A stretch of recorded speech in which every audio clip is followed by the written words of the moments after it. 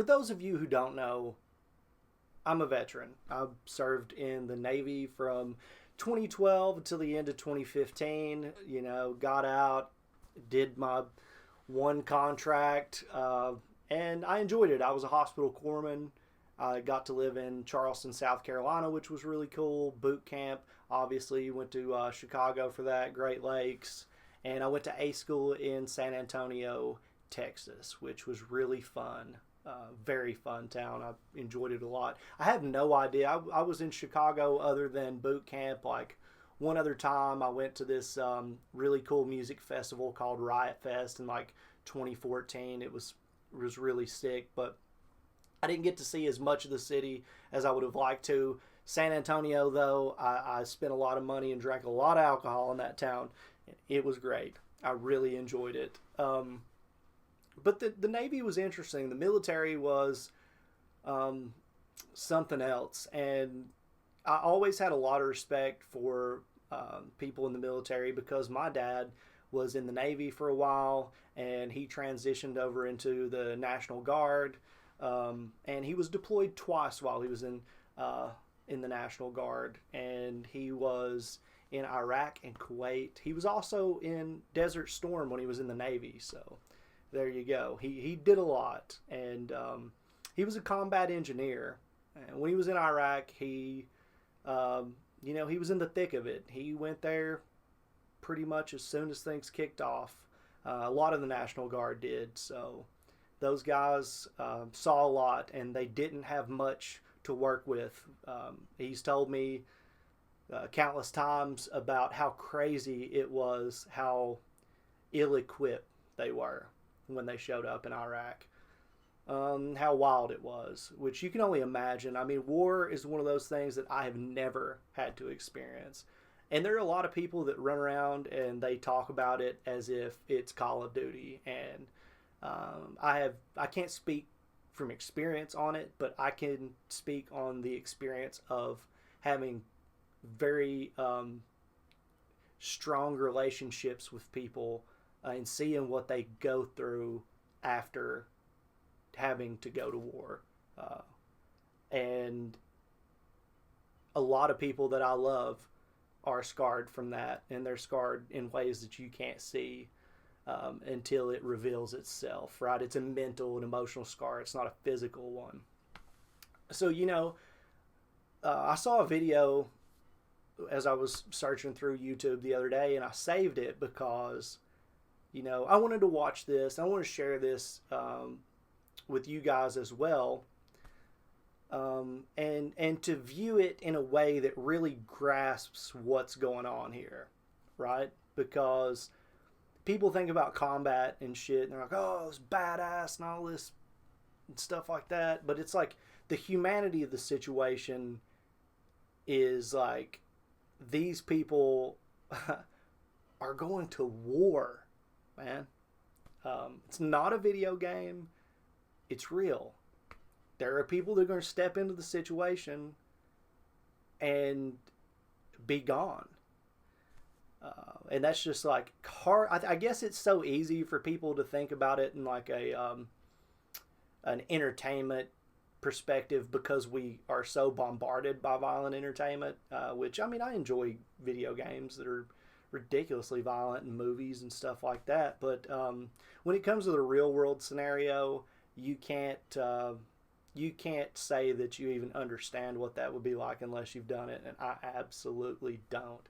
But it's like a connection to my father and what he's been through. I've had an interest in war documentaries and people talking about that period of time. Now we've got like Jocko and Goggins and all these people who get out there and talk about situations like that they were in, and this was a war that my father fought in. And I'm a veteran myself who has never experienced anything like that. So I have researched and looked into stuff just to kind of like understand him more and what he had to go through and what that whole situation was, because I was like 12 and 13 when it was going on. And now that I've been in the military, been out of it, and am kind of just really wrapping my head around what he's been through and what a lot of people have been through that are my friends and that I served with, and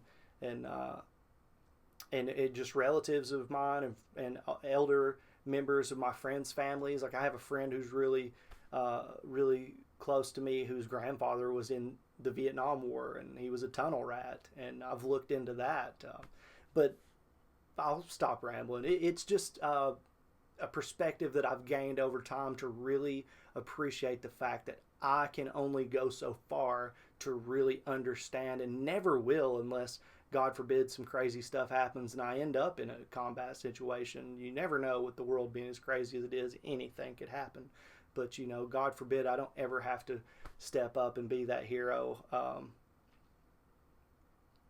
You know, I think little glimpses into that reality are pretty important, especially during times like these where people are talking about a civil war and wanting to I mean, it's just been crazy. But to really look at a situation where people are about to go to war and it's about to be crazy. And I found this video. It says it's a speech before a deadly push through Afghanistan. And yeah, I just want to take a look at this and share it with you guys. I don't know. I'm just interested to see how this goes. The thing is, the tactical task to breathe fire has now been issued. Good to go. You will breathe fire day in and day out for the next 2 months. You will breathe fire in your sleep. You will feel fatigue. You will feel fear. You will feel happiness. You will feel regret. You will feel sadness. At the end of the day, you will continue to breathe fire. Good to go. Okay, with that said, you will take the operational instinct, and here's what I tell you to do, and it's almost one of those impossible tasks, but you gotta fight for it every day. You gotta use that operational instinct, and you gotta know what happens before it happens. You gotta stay methodical on the field. You gotta stay clear-headed on the field. You gotta work any resource as required to move like this, move methodical, and ensure you always have mutual support in position to effect the fight and bring fires as required to fucking kill the enemy. Kill the enemy! Kill the enemy! Kill the enemy! Good to go! We are going to have the required obligation and constraint to protect those who need to be protected. Getting pit on the battlefield is going to be very challenging, but don't ever forget this. You are obligated to protect and serve the Marine on the left and right flank of you 24/7. Good to go? Don't ever forget it. You will always be supported. Your actions will always be justified. We're going to go in together, and no matter what the outcome is, men, I tell you right now, no matter what the outcome is, and we can't live in this fantasy world where we have to be ready. We have to come to grips with peace and with God, that we're heading into an environment that no one's headed into in the past 9 years when this war started. Good to go. It's going to be a tough environment. You guys are going to be tasked and tested to a degree you've never been tested before. But I tell you right now, we will all come home together. I'll say it again. We will all come home together. Good to go. You guys will do the unit proud. You will do your country proud. Don't let fear get in that brain of yours. The enemy is not 10 feet tall. He's 4'2". He has a short reach, and you're gonna fuck him up. Good to go. Other than that, First Sergeant, men, I love you, and I mean it when I say it. I love you as your parents love you. And my #1 goal in life is to get you back home to mom and dad, to get you back home to wife and fiance, get you back home to brother and sister. That's what it's all about.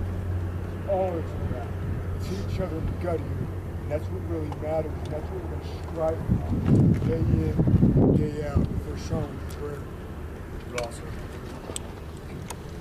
This will be the last time that we're together en masse before we cross the line of departure. Gentlemen, now is the time to exploit the opportunity you have to call home to your loved ones and get right with your God. We might not all make it back, all right? We need to come to terms with that. The strength of the wolf is the pack. The strength of the pack is the wolf. You have to be able to rely on that Marine to your left and right, just like the CO said, and he has got to be able to rely on you. If you're an atheist, play along. The power of prayer is exactly that. Please bow your heads. I mean, what do you say to that? Exploit this opportunity to pretty much say what might be your final things that you need to say to the people that you love. Because this could very well be it for you. I don't know, man. This stuff like that is like why I kind of understand, you know, how people just go off on the stolen valor stuff and why people take veterans can take, you know, political things really seriously, because the implication of politics is that, right? There were orders from the government that put those people there. People made the decision to put those Marines in that position who have never one day ever thought about their life being in jeopardy. Never. Really. And those men were in a situation where they had to go handle business, and there was the real possibility that there was no walking away from it. I have no idea. No idea. No, not even close to an idea what that could be like. But when he said you need to exploit this opportunity to talk to your people, to go talk to your family and your loved ones, because this may be it, like, the reality of the situation has to set in right there if it hasn't already. Or do you have to be in like some kind of state where it doesn't seem like that to even go through with? I don't know.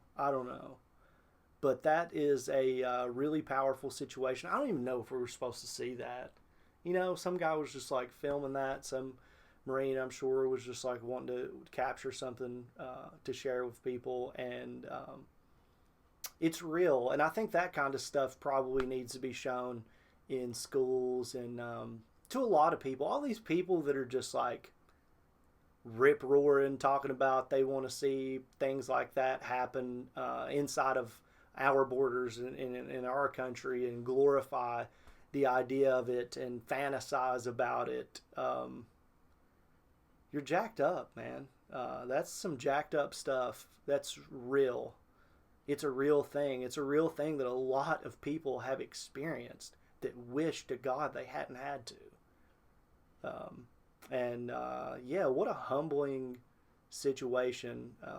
And again, like I said, you know, like one of my good friends, one of my very good friends who I'm just like, you know, I won't mention his name or anything, but I talk to him all the time. I'll be talking to him here in just a little bit.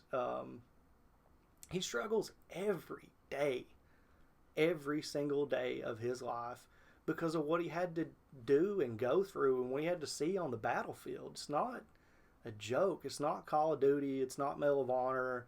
It is something that sticks with people for the rest of their life. You know, in my family, my friends, their family, I've seen it a lot. Very in my military career, when I was, you know, working in the clinic, you know, the people that I've served with, you could see that they've been through it, and they wish to hell they hadn't had to do the stuff that they had to do and see things that they had to. And it's just a crazy thing.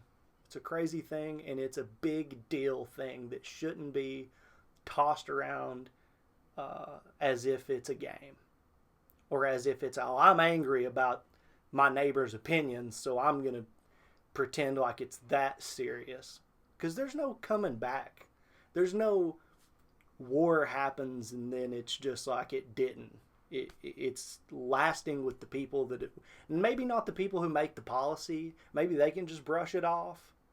But the people actually out there, the people who are actually involved in that situation, never forget it. Or don't come home. So, thank you to those people who have gone with good intentions into harm's way in order to make other people's lives safer and better for them. Yeah, what a heavy one to drop. But I just feel like, you know, especially given the times and what I've seen on social media and the way that people are acting and things that people have said and things like that, I thought this was just really important to check out and to kind of take in and talk about. And if you have any input, you know, if we've got any vets on here, anybody who maybe has been through a situation like that and would honor us by sharing, you know, how you feel in your experiences, or people who maybe just never did take into consideration the humanity and the reality behind situations like this. Well, I mean, what do you guys think?